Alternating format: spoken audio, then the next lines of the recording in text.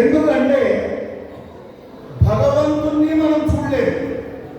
పుట్టినప్పటి నుంచి, తెలివి వచ్చినప్పటి నుంచి తల్లిని చూశాము, తండ్రిని చూశాము, భార్యను చూశాము, పిల్లలను చూశాము, అన్నదమ్ములను చూశాము, అక్క చెల్లెలను చూశాము, అత్తగారులను చూశాము, చుట్టాలు, పక్కాలు, బంధువులు, మిత్రులందరినీ చూశాము. వీళ్ళందరినీ జన్మ ఇచ్చింది ఎవరు? భగవంతుడు. ఆ భగవంతుడిని ఎప్పుడన్నా చూడాలని మన హృదయంలో ఆలోచన వచ్చిందా? ఆలోచన రాలేదు. ఎందుకు? అది రాదు కూడా.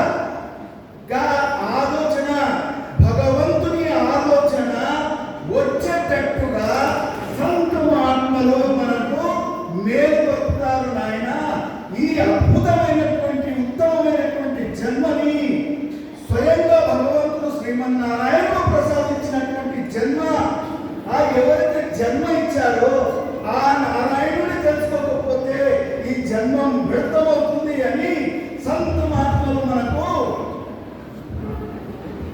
ఆత్మ జ్ఞానము ద్వారా బోధిస్తూ ఉంటారు.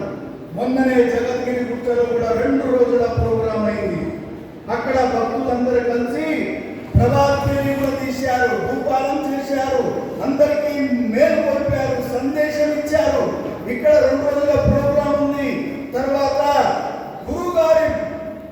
గురు పౌర్ణిమ రోజు కూకట్పల్లి ఆశ్రమంలో శ్రీ మాత రాజరాజేశ్వరి సత్సంగ సదనంలో చాలా పెద్ద ఎత్తున వైభవంగా గురు పూజ ఉత్సవం జరుగుతుంది. మీరందరూ రావాలని అక్కడ అందరికీ చెప్పి రావడం కూడా జరిగింది.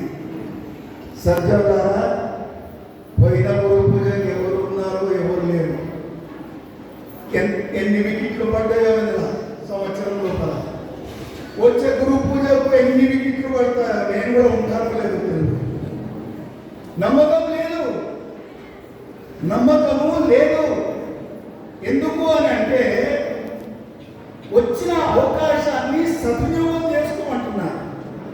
ఆ అవకాశము మళ్ళీ మళ్ళీ వచ్చే అవకాశం రాదు. అందుకే అన్నారు సంత మహాత్ములు, ఋషులు, మునులు, జ్ఞానులు, ఇది ఉత్తమమైన జన్మ అన్నారు మానవుని. ఎందుకు? జీవులు